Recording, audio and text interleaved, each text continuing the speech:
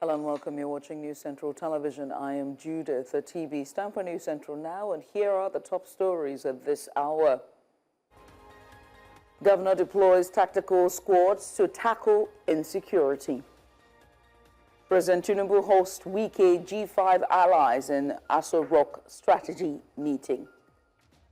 And 19 dead as floods ravage Kinshasa following heavy downpour.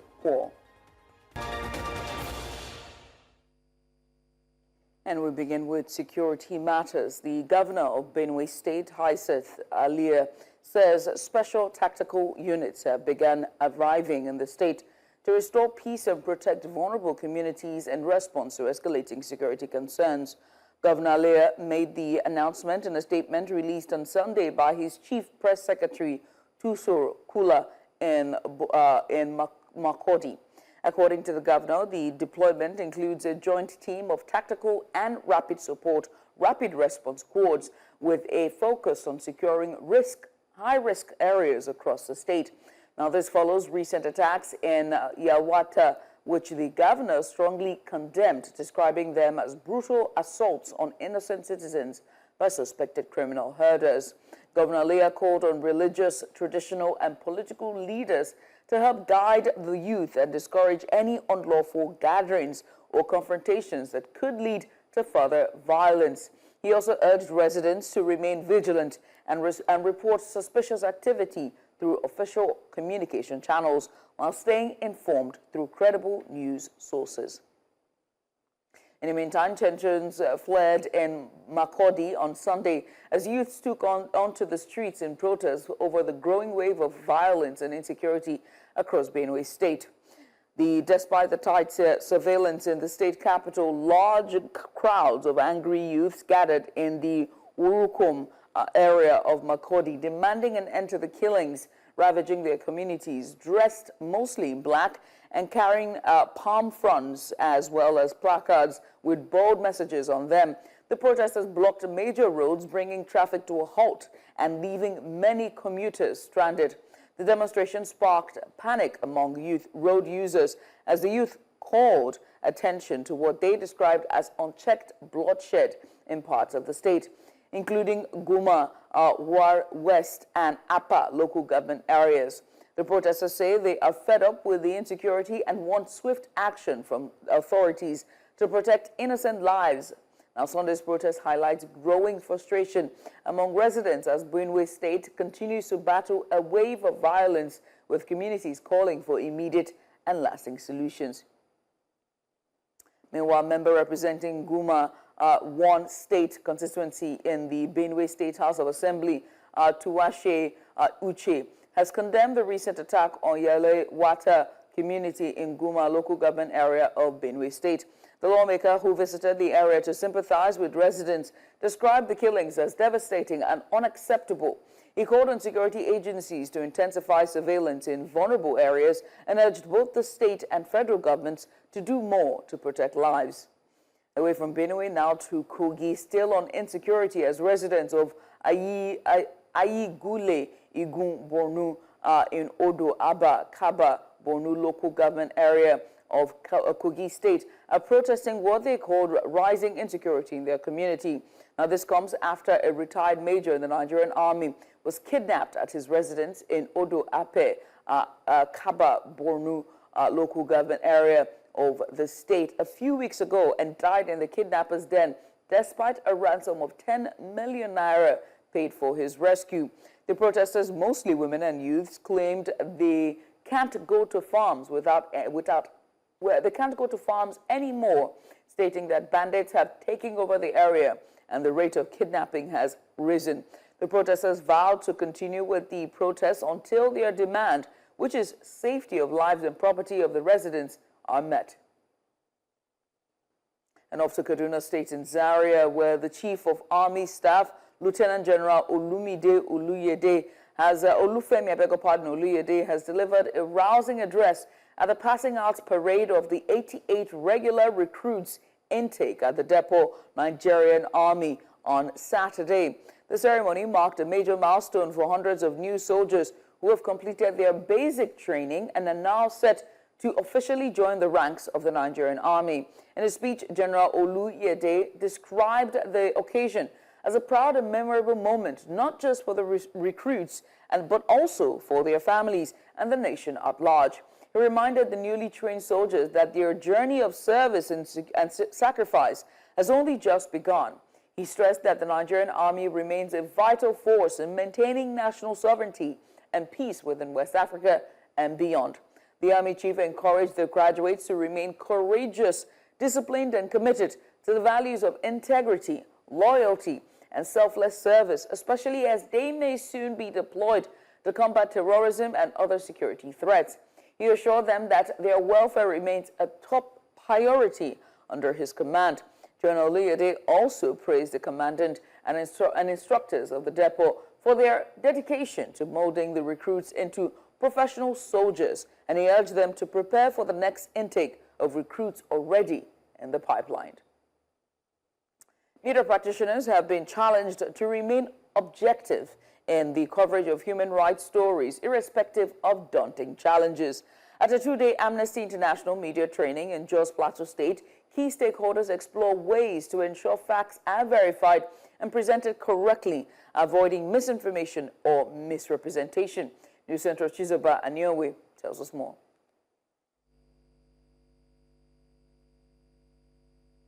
Drawing journalists from different media platforms under the correspondent chapel of the Nigeria Union of Journalists in Plateau State, the issue of human rights abuse was flagged as one major issue journalists need to improve upon for a safer and more peaceful society. Some people don't understand Nigerian constitution, and they're even in the media. So sometimes they don't even know when they infringe on people's rights.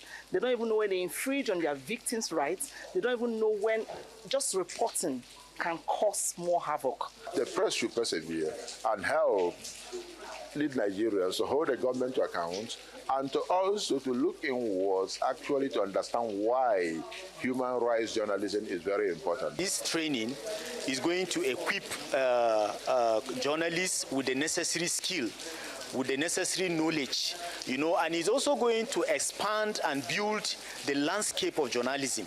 The two-day training exposed journalists to evolving topical issues. You have to always strike a balance, always make sure that nobody is offended, rights of people are defended, and as a journalist, you also have a right to defend yourself. I have to be careful with choice of words. I have to be careful with the tone of my report. Despite the knowledge gained, some other challenges still need to be surmounted. When you pay somebody well, when you take care of the person well, the person gives you the best.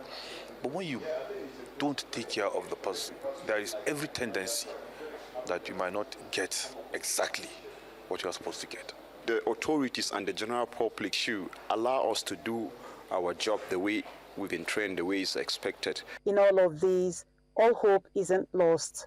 There's still a way forward for better reportage of human rights activities. I want to be more gender sensitive in my reporting, that I ask myself, how is this person painted? Am I being sensitive in my reporting of this gender, whether male or female? So identifying these violations becomes challenges to us, because what you think is a violation of the right of somebody you are trying to protect may not be necessarily a violation. Let empathy, let objectivity, let the love for the truth really guide what we do. At the end of these two-day events here on the plateau, one cannot overemphasize the need for training and retraining for media practitioners in order for them to remain objective in their reportage of human rights activities. In Plateau State, for News Central, Chizoba Aniowe. You're watching News Now on News Central Television. Let's go on our first break. When we return, fathers honored globally on day dedicated to their role and sacrifice. We'll bring you the details of this and plenty more after the break. Stay with us. Hey, welcome back. Now, from the quiet providers to the guided hands, fathers continue to shape lives in powerful ways. We celebrate their strength, dedication, and love. Today, we celebrate men making a difference as #Humans of NC share memories that remind them why their dads are true superheroes. Happy Father's Day to the unsung heroes who never stop showing up.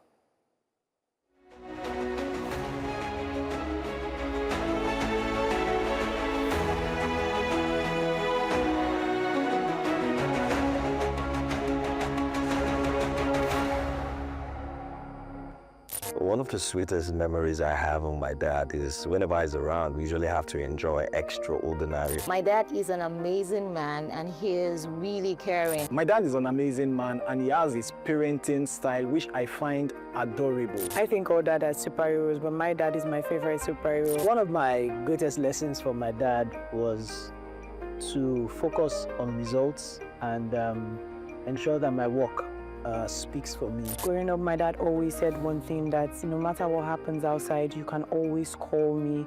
We would always find a solution to the situation, and that made me feel like there was always a home for me, no matter what happens outside. One salient one that resonates with me till today is, he called me when I was quite younger and he told me, he said, one of the reasons why I don't misbehave or I don't have another woman here is because of you. I don't want you to have troubles. And that stuck with me even till today. My dad would negotiate. I mean, we had discussions.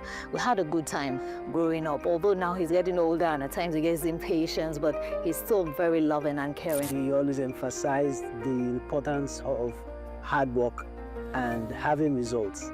And for me, I think that has stood with me, and that continues to guide how I live my life. I really love my dad, and I don't think I would have done this world properly without him. I don't even want to know what a world without him would be. Now, as a parent myself, I am adopting some of his styles in the sense that I'm just observing my kids and I'll be growing with them, learning from their interest and not trying to force my own interest or direction on them. And I think this is an amazing thing I learned from my dad. So today I appreciate his resilience, I appreciate his decisions.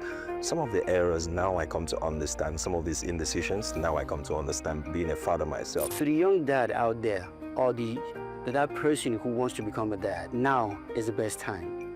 Yes, the whole world is not well, but you can make a difference by being a better dad to somebody. Don't wait until it's too late to appreciate a father for everything that they do, for all the hard work that they put in. Appreciate a father today before it's too late. Fatherhood is quite a rewarding experience. It's better experience than imagined. It's not something you tell somebody. It's an experience that's life-changing and brings about a sense of responsibility on any man. I love you, Daddy, and happy Father's Day to all dads out there. Happy Father's Day to you. Happy Father's Day. Happy Father's Day. Happy Father's Day. Happy Father's Day, Dad. Happy Father's Day to me and all the wonderful dads in the world. To all the men out there like myself, happy Father's Day to you all.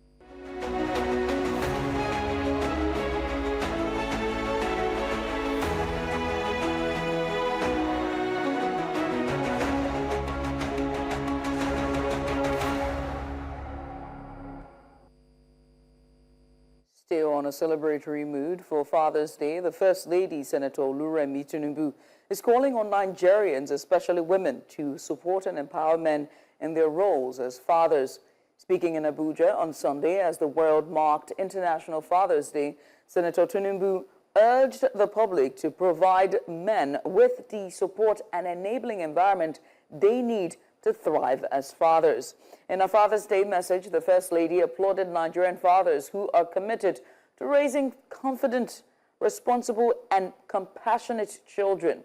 She also praised those who step into fatherhood through mentorship, guardianship, and community leadership. Senator Tinubu emphasized that when fathers are actively involved, families are stronger, and by extension, so is the nation.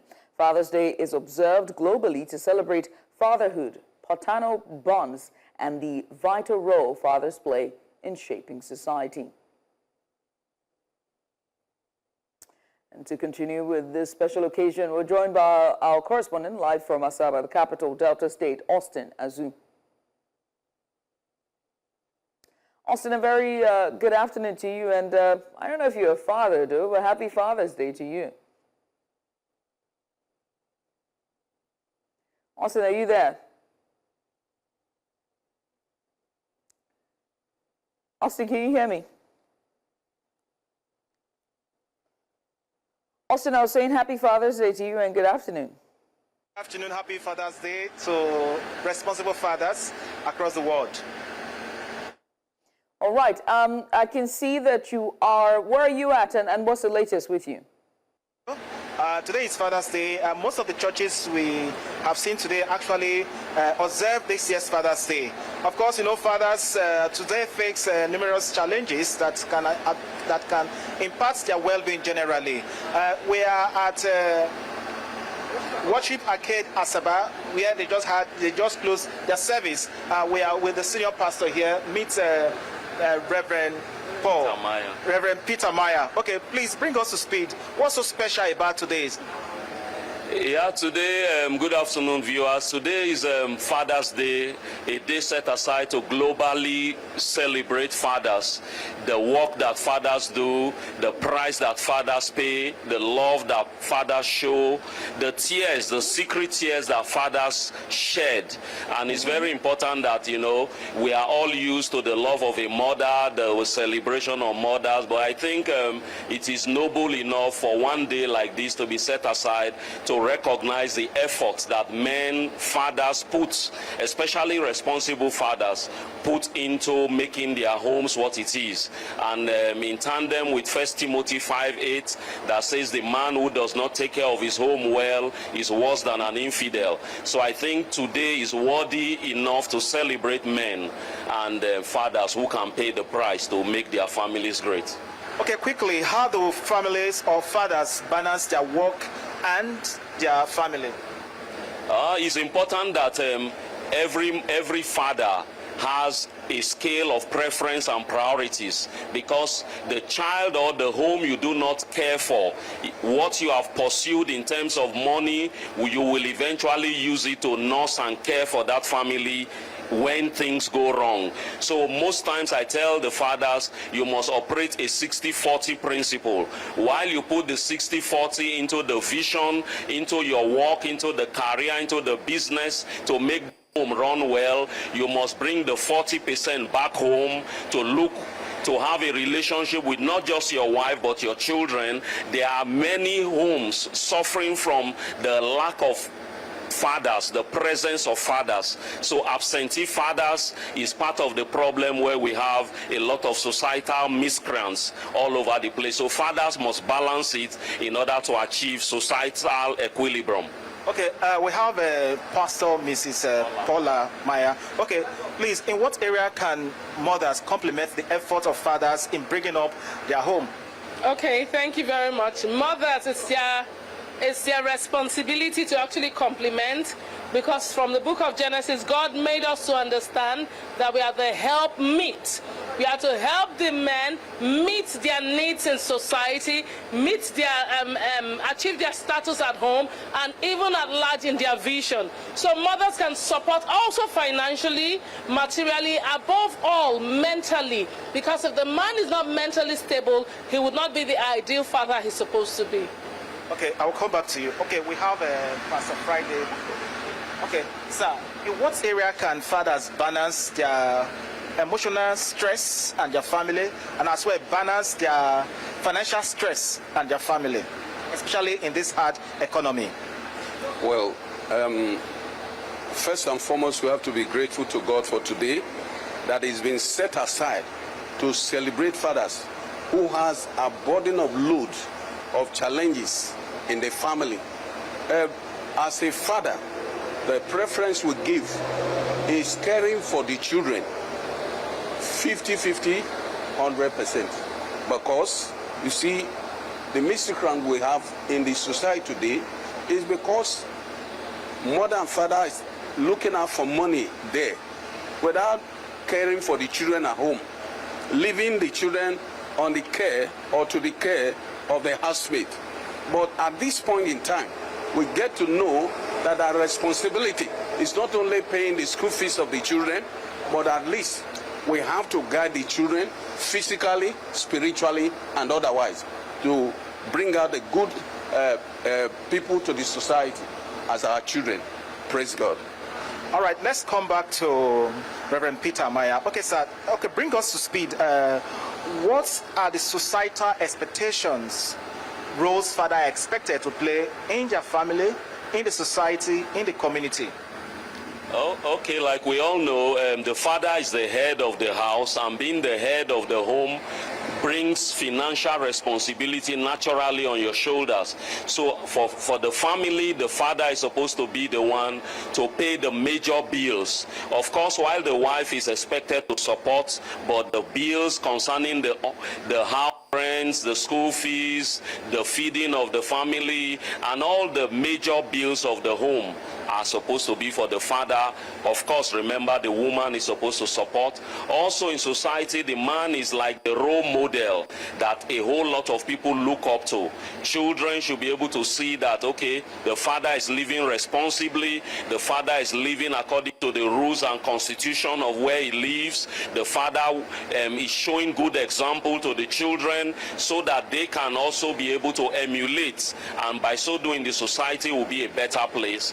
And you know, globally, men, especially in this part of the world, leadership has been naturally placed on the man. So for the man to be an effective leader, he has to first start that leadership responsibility from his home, from the office or where he finds himself at work, and extends it to society. So a father must show good example to all of those that is under him and around him.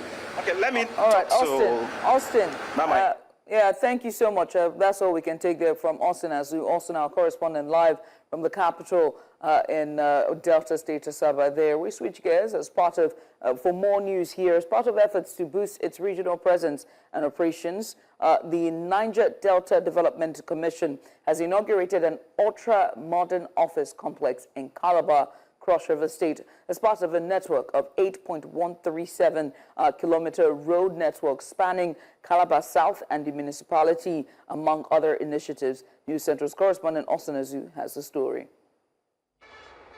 Chairman Governing Board of the Niger Delta Development Commission, Chidwe Ebie, and other management team of the commission led the Minister of Regional Development, Abubakar Momo, accompanied by top political leaders and stakeholders in Cross River States to inaugurate the NDDC ultra-modern office complex in Calabar, the Cross River State capital. This is happening in its 25th years of existence. From the management and the board, I hereby commission this NDDC. The minister also flagged off the first phase distribution of handheld tiller machines to local farmers to boost smallholder farming in the states. My task is quite simple. It's just a welcome to Calabar. The NDDC management team, who highlighted the achievements of the commission since its inauguration by President Bola Tinubu, reiterated the commission's commitment to people-oriented projects. This facility will serve as a hub for coordination, project monitoring, and direct interface with the communities we serve. We are willing to partner with state government in trainings for both youth women that will also help our people to develop them. NDDC is here as a willing tool, has been directed by Mr. President to play that complementary role to support the people of the Niger Delta. As we also celebrate Mr. President's second anniversary, we're also celebrating the 25th anniversary of the existence of NDDC. Like the MD said, we will be going round all the states. In their separate goodwill messages, Chairman of the Senate Committee on NDDC, Asukwo Ekpom, and the representative of the state governor, Pius Akmom, commended NDDC for its developmental strides in the Niger Delta region. Under the leadership of the present board and management, we are witnessing a decisive shift. The board has brought much needed stability, focus, and continuity. Not only has it undertaken new and impactful projects across the region, but it has also shown the discipline and commitment to complete legacy projects that we previously abandoned. This renewed sense of purpose and continuity is restoring trust and delivering tangible dividends of development to our people. The Minister of Regional Development, Abubakar Momo, revealed that President Bola Tinubu's support has been instrumental in the transformation of the NDDC. I want to once again commend the management and board of NDDC for doing precisely what Mr. President has directed us to tell them to do. Some residents of Calabar who witnessed the inauguration of the 8.137 kilometer road shared their experiences. For quite a long time, so this road was very bad. But when this administration come out, I've seen a very, very big difference. They come right and repair this road and make it comfortable for us and a straight line also. Initially, downhill don't used to be like this. It's a kind of a when rain falls, erosion can carry you. But to the glory of God and thanks to NDDC. The NDDC has scheduled multiple projects for inauguration in the coming days to mark its silver jubilee. In Calabar for News Central, Austin Azu. You're watching news now on News Central Television. Let's go on a short break. When we return, there's plenty more. Stay with us.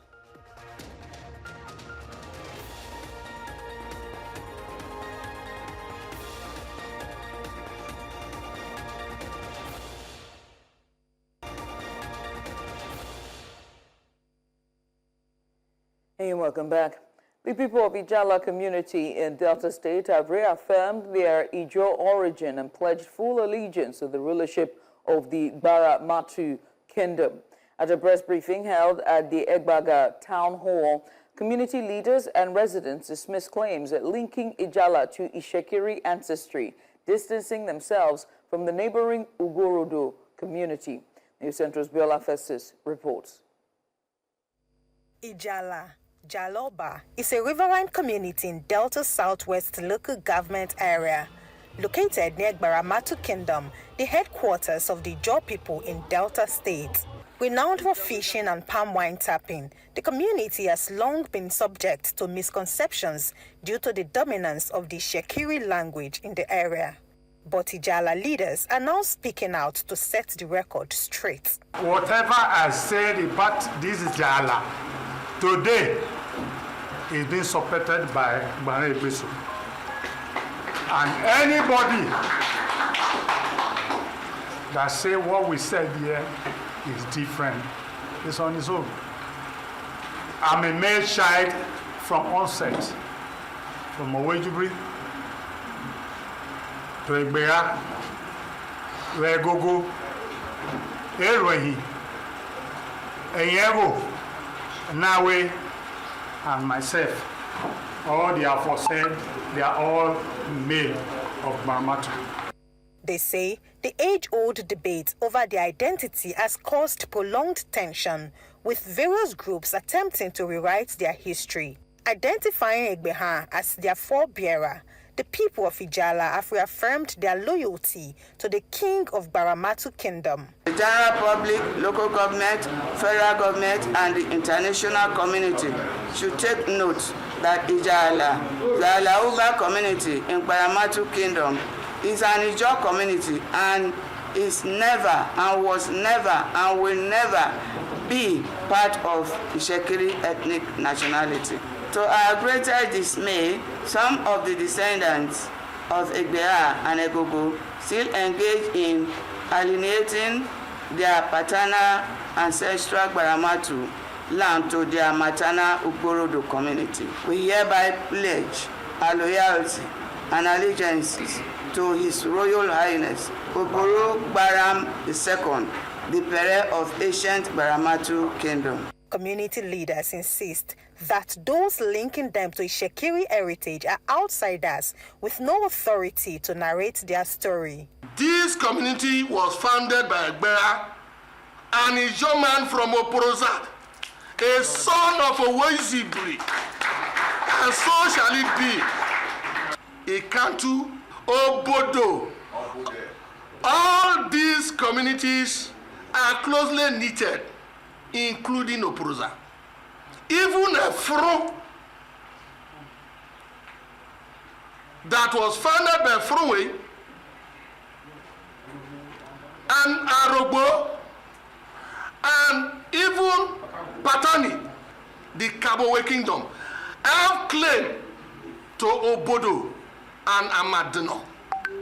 I say it with every responsibility and conviction. And we are not ready. We will not relinquish this community for any stranger that wants to use all cunning means to take away this our God-Father-given land. For the Ejala people, this public clarification marks an important step in reclaiming their identity and embracing their Ijaw roots in line with African cultural traditions. In Delta State for News Central, Biola Festus. Nigeria is facing a silent mental health emergency, largely unseen, rarely discussed, and dangerously underreported. With fewer than 300 psychiatrists serving a population of over 200 million, Nigeria's psychiatric system is overwhelmed, outdated, and chronically underfunded. News Central's Oluwakemi Alimi has more in this report. Behind these doors lies a crisis hiding in plain sight, one many Nigerians choose to ignore. Across psychiatric hospitals nationwide, patients vastly outnumber medical staff. The facilities are overcrowded, poorly funded, and in some cases, dangerously neglected. According to the World Health Organization, Nigeria has fewer than one psychiatrist per 700,000 people. Most are based in cities, live in rural areas with little or no access to specialist care. If you have a shortage of psychiatrists and other mental health professionals, what it also spells is that people may not get appropriate care as at when due. You might eventually see, a therapist or a mental health professional, but what is the quality of care that you're getting? We're also at risk. If we get overworked, we can get, stressed out, we can become burned out. With formal support out of reach, many families resort to religious or traditional healing centers, some unlicensed, where patients are chained, beaten, or starved under the guise of treatment. If we think that it's bad for people in the urban areas, it's only possibly extremely abysmal for people in the rural areas. And so what you would find is that you'd find people who would exploit that gap, largely because there are no professionals who provide the care. You would see just about anyone and everyone call themselves, quote unquote, a professional, just to be able to provide the care that people need. But unfortunately, what happens at the end of the day is that you might find a worsening of mental health symptoms. Stigma remains a major barrier. In many communities, mental illness is still seen as a spiritual curse or personal weakness. People delay seeking help often until it's far too late. When a random person hears therapy or you need therapy, most of them believe that therapy is for people that are having intense mental disturbance, and then when the therapy itself has now become a form of label or an object of stigma. When we have more information out there, probably through agencies like National Registration Agency, through the health ministry, in different localized languages, it would reduce the stigma significantly. In 2023, Nigeria passed a new Mental Health Act, a promising step, but implementation has been painfully slow. Currently, less than 4% of the national health budget goes to mental health, and even less actually reaches those in need. We have to start from the policy perspective, from the government's perspective, by looking at how we want to increase the budget that goes to mental health. Second is the same way we have HMOs giving access to therapy through their third parties and their clients. We should now incorporate therapy into the NHIS scheme, such that public service workers and general Nigerians on the NHIS scheme can also have access to therapy. Until Nigeria begins to take mental health seriously through proper funding, public education, and trained professionals, millions will remain behind closed doors, untreated, isolated, and invisible.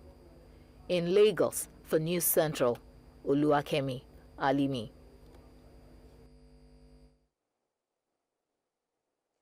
You're watching news now on News Central Television. Coming up, Ivory Coast opposition activists rally for fair elections ahead of October polls. We'll tell you all about this after the break. Stay with us.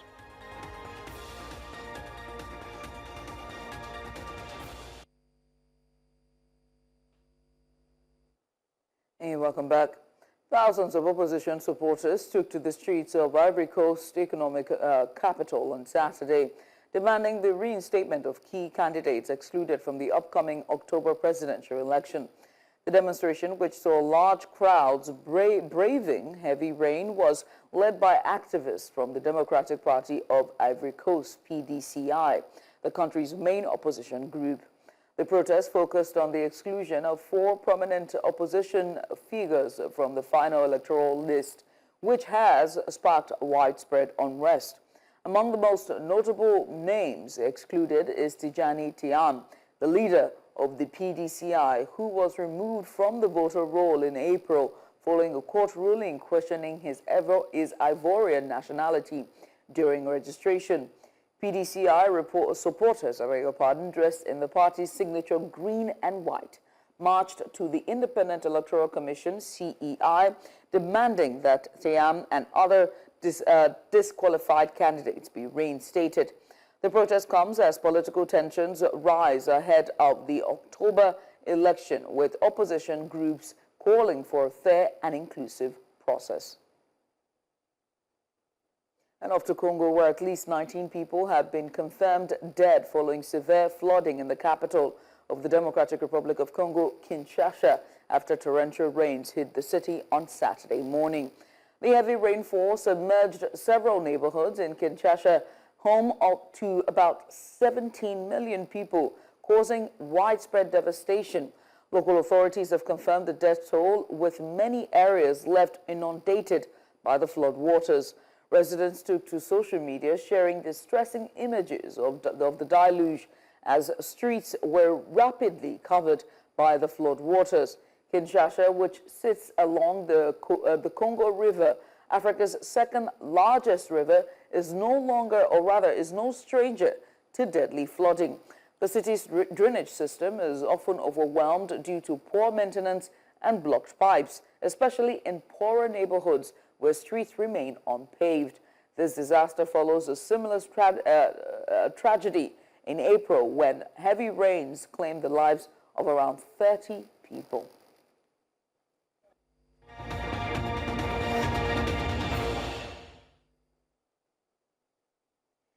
Israel and Iran exchanged direct fire in an unprecedented escalation, with Israel launching a massive aerial assault early Friday that struck Iran's Natanz nuclear facility and killed senior commanders, including Mohammad Bagheri and Hussein Salami.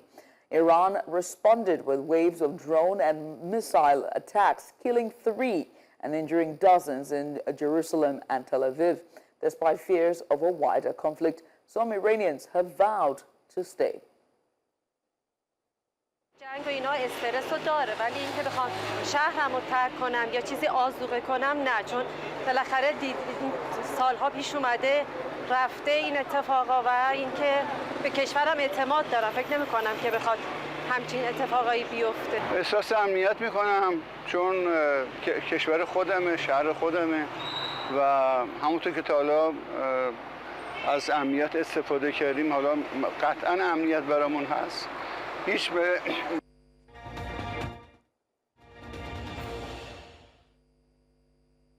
Lagos is set to welcome over 100 archers from around the world for the first ever Zen Archery Lagos International Open. The tournament runs from June 18th to 21st at the Onikon Stadium and is hosted by Zen Archery in partnership with the Lagos State Sports Commission. Athletes from 16 clubs will compete across 5 categories following world archery regulations. Organizers say the event will mark the official launch of Nigeria's national archery rankings. Zen Archery's founder, Emmanuel Oyeleke, also announced the launch of a foundation aimed at training underserved youth in the sport. Kamaru, the Nigerian nightmare, Usman, is back to winning ways, claiming his first UFC victory since 2021, defeating Joaquim Buckley in the welterweight main event of Fight Night in Atlanta. The former champion won by unanimous decision after 5 dominant rounds. Usman's wrestling was the key. He avoided Berkeley's power shots, scored takedowns in 4 rounds, and controlled the fight on the ground. The UFC heads to Azerbaijan next weekend for another stacked fight night. And on to the Club World Cup, as Lionel Messi and Inter Miami were held to a scoreless draw by Egyptian side Al Ahly in FIFA's new 32-team Club World Cup tournament. Now, over 60,000 fans packed the Miami Dolphins Stadium to witness the opening match. Messi came closest to breaking the deadlock with a curling shot in stoppage time that was tipped onto the crossbar. Al Ahly missed a golden opportunity in the first half when Terzigat's penalty was saved by Miami goalkeeper Oscar Ustari. The Egyptian team, supported by over 10,000 traveling fans, controlled the first half before Miami improved after the break. Security was tight following last year's Copa America final chaos at the same venue, but organizers reported no problems. Miami faces Porto next Thursday in Atlanta, then returns home to play Brazil's Palmeiras on Monday.